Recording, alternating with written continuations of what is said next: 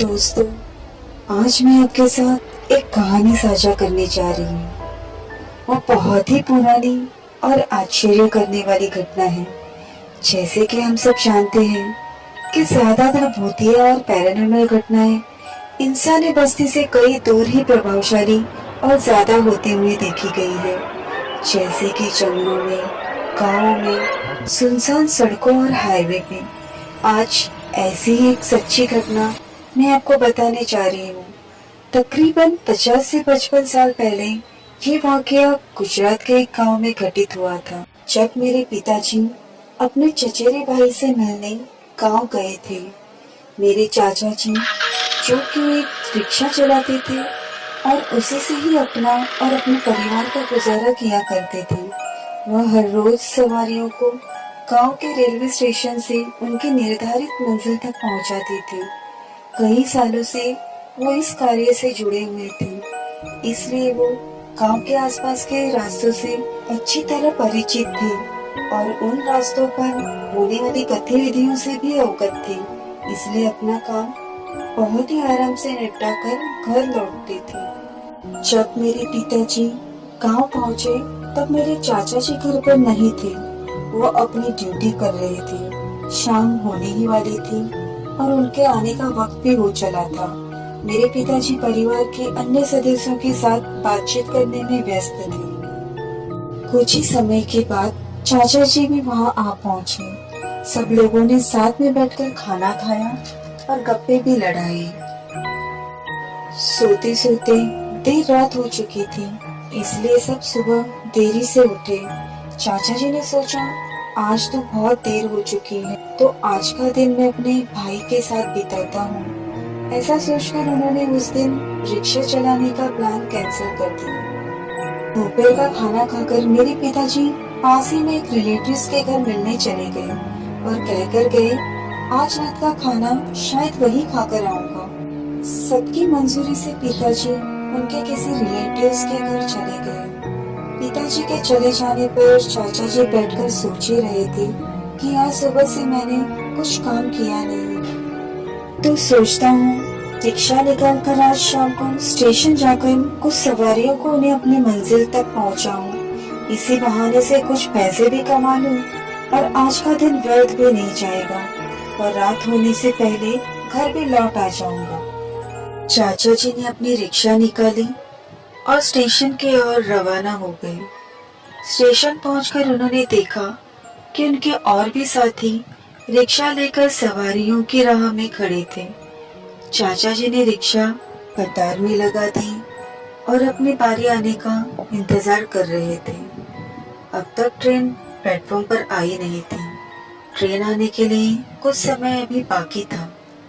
चाचा जी ने उनके साथियों के साथ गप्पे लड़ाना शुरू कर दिया। थोड़ी देर में ट्रेन के आने का अनाउंसमेंट हो गया और सभी रिक्शा चालक सवारियों की राह देखने लगे। ट्रेन आने पर उन्होंने देखा कि बहुत ही कम सवारियां आज प्लेटफॉर्म पे उतरी थी। उन्हें लेकर कुछ रिक्शा चालक उन्हें अपनी मंजिल तक पहुंचाने निकल पड़े। उस ट्रेन के चले जाने के बाद अब दूसरी ट्रेन लगभग 1 घंटे के बाद ही आने वाली थी। चाचा जी ने सोचा कि आज यहाँ आना व्यर्थ हुआ, क्योंकि अब शाम होने वाली है। उन्होंने फिर घर पर निकलने का निश्चय कर लिया, लेकिन उनके दोस्तों ने उनसे आग्रह किया कि कुछ देर और रुक जाओ। अगली ट्रेन आने के बाद अगर कोई सवारी ना मिले तो चले जाना। दोस्तों की बात मानकर चाचा जी ने इंतजार करना मुनासिब समझा। देखते देखते 1 घंटा बीत गया और दूसरी ट्रेन प्लेटफॉर्म पर आ पहुंची।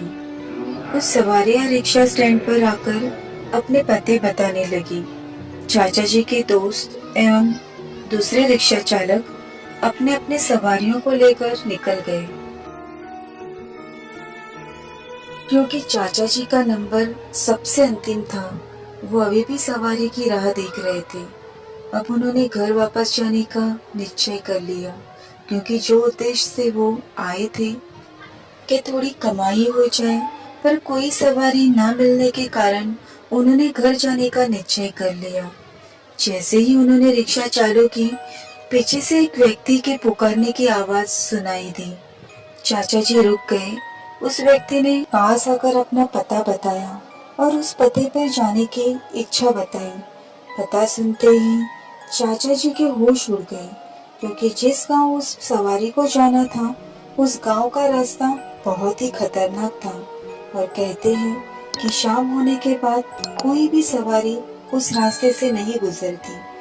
चाचा जी ने उस व्यक्ति को साफ इनकार कर दिया, क्योंकि चाचा जी उसे अपनी मंजिल तक पहुंचा तो देते, पर वहां से लौटकर आना तो चाचा जी को अकेले ही था। उस सवारी ने चाचा जी से बहुत मिन्नतें की, क्योंकि वहां पर और कोई रिक्शा चालक नहीं थे और उन्होंने चाचा जी को ज्यादा पैसे देने का प्रस्ताव रखा, जो कि चाचा जी का आज पूरे दिन में एक भी पैसे की कमाई नहीं हुई थी।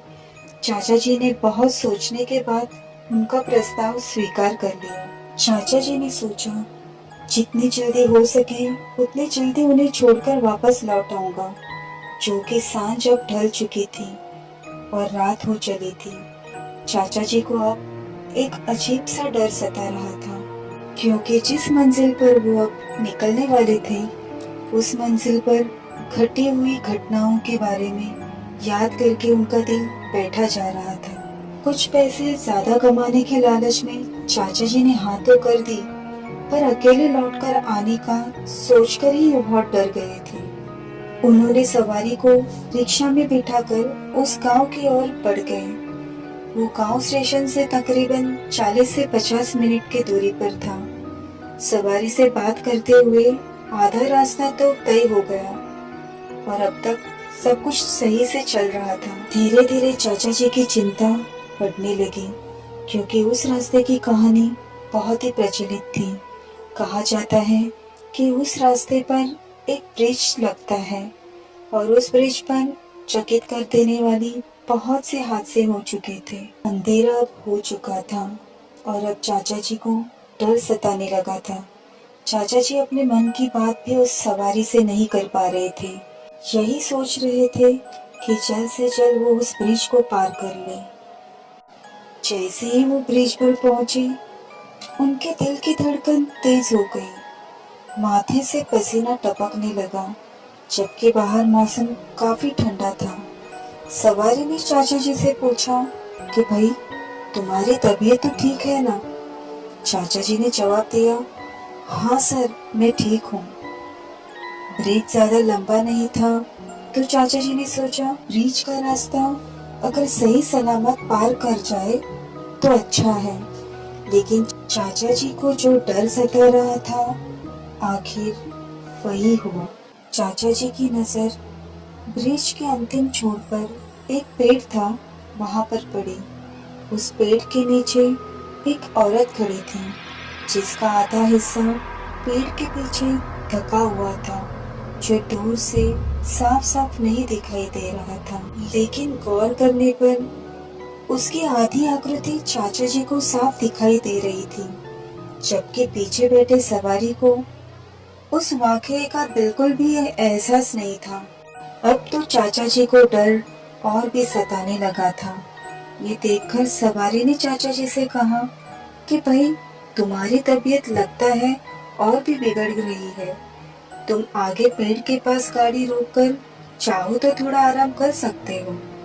चाचा जी ने कहा, नहीं सर, यहाँ से जल्द निकलना ही ठीक होगा। सवारी के लाभ पूछने के बावजूद भी चाचा जी ने उसका कारण नहीं बताया। चाचा जी ने अपनी रिक्शा की स्पीड को और भी बढ़ाकर उस ब्रिज से निकालने की पूरी मुमकिन कोशिश की, लेकिन जिसका डर था वही हुआ। एक औरत सफेद लिबास में ब्रिज के बगल वाली झाड़ियों से निकलकर बिल्कुल रास्ते के बीचों बीच जाकर गाड़ी रोकने का इशारा कर रही थी। अंधेरा हो चुका था और रिक्शा की हेडलाइट से वो औरत की आकृति और भी डरावनी सी महसूस हो रही थी। अब ये सारा वाकया देखकर पीछे बैठी हुई सवारी के भी होश उड़ गए, जब उन्होंने गौर किया कि वो औरत जमीन से लगभग 1-1.5 फीट की ऊंचाई पर हवा में झूलते हुए हमें रोकने का इशारा दे रही थी। चाचा जी ने गाड़ी रोके बिना उसके हद से बाहर निकल जाने का फैसला कर लिया था। चाचा जी ने गाड़ी की गति को बढ़ाते हुए ईश्वर का ध्यान कर कर जल्द से जल्द ब्रिज का अंतर कट जाए इस प्रयास में लगे हुए थे। लेकिन वो डरावना मंजर इस हादसे के बाद भी चाचा जी को चैन से सोने नहीं देता था। वो मंजर ऐसा था कि वो आत्मा चाचा जी के रिक्शा के साथ साथ हवा में तैरती हुई उनकी रिक्शा का पीछा कर रही थी और मानो रिक्शा के अंदर आने की कोशिश कर रही थी। उसकी डरावनी चीख और हंसी ने चाचा जी के साथ साथ उस सवारी के भी रोंगटे खड़े कर दिए थे। कुछ अंतर तक यूं ही चलता रहा, लेकिन अचानक जैसे ही उस आत्मा की हद समाप्त हुई, उसने उनका पीछा करना छोड़ दिया और उनकी आंखों के सामने से ओझल हो गई। ये वाकया सिर्फ चाचा जी के साथ ही घटित नहीं हुआ था, बल्कि इसका अनुभव और भी बहुत से लोग ले चुके थे। इसलिए उस पुल से रात के समय लोग आना जाना टालना ही पसंद करते थे। कुछ समय बाद चाचा जी ने उस सवारी को उसके घर तक छोड़ दिया, लेकिन जब वापस जाने का सोचा तो डर के मारे चाचा जी के चेहरे का रंग फीका पड़ गया था। ये देख उस सवारी ने भी भाप लिया कि इस रिक्शा वाले भाई साहब को इतनी रात गए उस ब्रिज से अकेले नहीं जाना चाहिए। उस सवारी ने चाचा जी को आज रात वहीं उनके घर रुकने का प्रस्ताव दिया। पहले चाचा जी थोड़े हिचकिचाए, लेकिन फिर उस सवारी की बात मानकर चाचा जी ने बाहर आंगन में ही चारपाई पर रात बिताने का फैसला कर लिया। चाचा जी ने रात वहीं पर बिताई और सुबह होते ही वो अपनी रिक्शा लेकर वहीं से निकल पड़े। रास्ते में उन्हें वही पुल का सामना वापस करना था। जैसे ही वो उस पुल पर पहुंचे, उन्होंने देखा कि पूरा मंजर ही बदल चुका था। लोग और गाड़ियां आने जाने लगी थी और अब डरने जैसी कोई बात नहीं थी। भगवान की कृपा से वो घर पहुंच गए और उन्होंने उनके साथ घटी हुई पूरी कहानी सबसे साझा की। फिर कभी चाचा जी ने उस रास्ते पर शाम के बाद आना जाना बंद कर दिया। तो दोस्तों, आपको ये कहानी कैसी लगी, जो एक सत्य घटना पर आधारित थी? अगर आपके साथ भी ऐसा कोई वाकया हुआ हो तो आप हमें कमेंट करके ज़रूर बताइए।